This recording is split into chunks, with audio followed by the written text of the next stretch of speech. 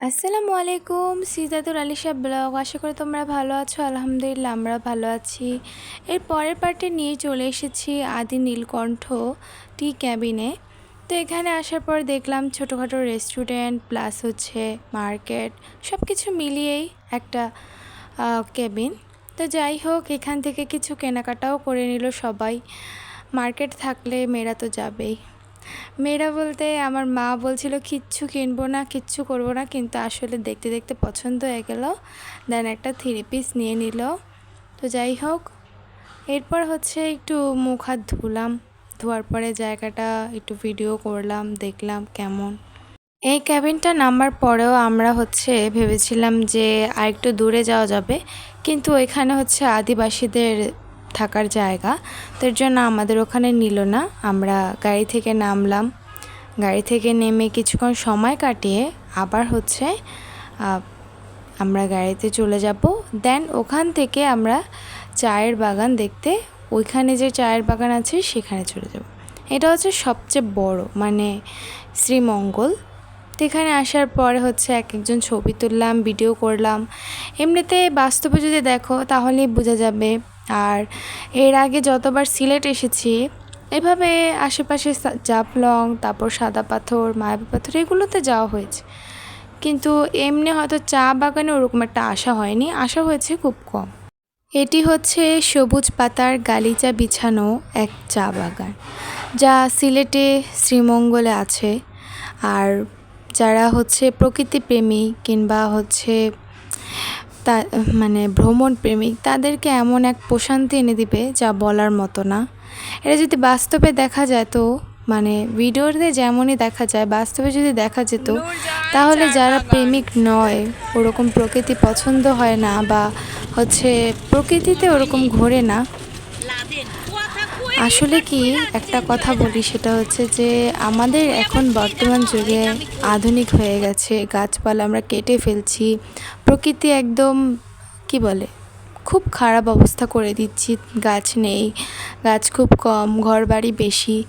তা আসলে তারাই অনেক সুখী যাদের হচ্ছে প্রকৃতির মাঝে বাস করে, যারা প্রকৃতির মাঝে বাস করে।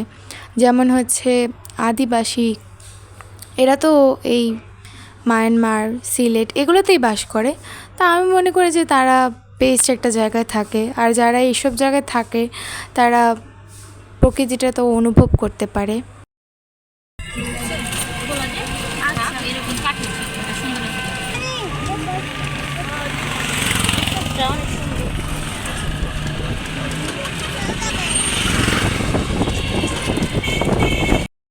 এখানে টুকিটাকি খাওয়ার জন্য একটু থামলাম। তো তার মাঝেই হচ্ছে ওনাদেরই দোকান, মানে দোকান যাদের, তাদের একটা গাছ আছে লিচুর। তো লিচুগুলো খুব টক, একটাও মিষ্টি না। দেখতে ভিডিওতে তোমরা দেখতে পাচ্ছ একটা বড় একটা রিসোর্ট। এই রিসোর্টটা খুব বড়, ভিতরে অনেক সুন্দর। তবে হচ্ছে এটার নামটা আমি ঠিক জানি না, যদি তোমাদের জানা থাকে তাহলে অবশ্যই কমেন্টসে জানিও। দেখেন ভাইয়া, কাঁচা যদি মিষ্টি আসেনি দেখেন।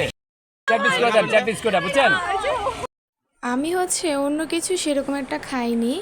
আমার আনারস এত ভালো লাগে, একদম ফেভারিট একটা ফ্রুটের মধ্যে পড়েছে।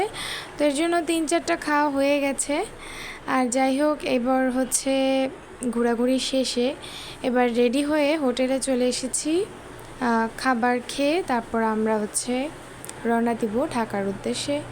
বেশ কিছুদিন হচ্ছে সিলেটে ঘুরলাম, ভালো লাগলো। তবে এখানে একটা কথা বলি, সেটা হচ্ছে যে মায়াবী ঝর্ণাতে আমাদের যাওয়া হলো না। তার কারণটা হচ্ছে মায়াবী ঝর্ণাতে গিয়েছিলাম, কিন্তু পানি ছিল না সেরকম, মানে গিয়ে যে ওরকম একটা স্বাদ হবে তেমনটাও না, ভালো লাগবে তেমনটা না। যার কারণে সেখান থেকে আমরা ফিরে এসেছি। আর খুব ভালো লাগলো, তবে অনেক মিস করব এই সময়গুলোকে, পরিবারের সাথে কাটানোর সময়গুলোকে। কারণ এরপর এখান থেকে যাওয়ার পরপরই ব্যস্ত হয়ে যেতে হবে পড়াশোনা, তারপরে আরও বাদবাকি কাজে।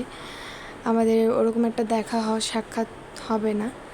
যাই হোক, এরপর বাসায় এসে তার পরের দিন ইন্ডিয়া থেকে, মানে ইন্ডিয়ান চকলেট আর কি, ইন্ডিয়া থেকে না, সিলেট থেকে হচ্ছে জাফলং যখন গিয়েছিলাম তখন আমরা চকলেট কিনেছিলাম বাচ্চাদের জন্য।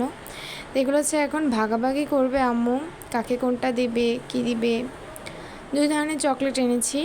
এই চকলেটটা আমার খুব ভালো লেগেছে। এই চকলেটগুলো এখন বাক করব। অনেক দিন হয়ে গেছে, দিতে পারতেছি না, আমি অসুস্থ হয়ে গেছি আইসা। এখন আমি এগুলা বাক করব, দেখি যার বাগে কতটুকু করে পড়ে। অনেক ঘরে 2টা বাচ্চা আছে, 3টা বাচ্চা আছে, তাদের ওইভাবে দিতে হবে। এক বাচ্চারে তো আর দেওয়া যায় না। এখন আমি এগুলো নিয়েছি, ভুল করছি। আরও চকলেট আমার নিয়ে আনার দরকার ছিল। দেখেন, শুরু থেকে শেষ পর্যন্ত দেখার জন্য সবাইকে ধন্যবাদ। আজকের এই ভিডিওটি এ পর্যন্তই। ভালো লাগলে অবশ্যই like and subscribe. Allah Hafiz.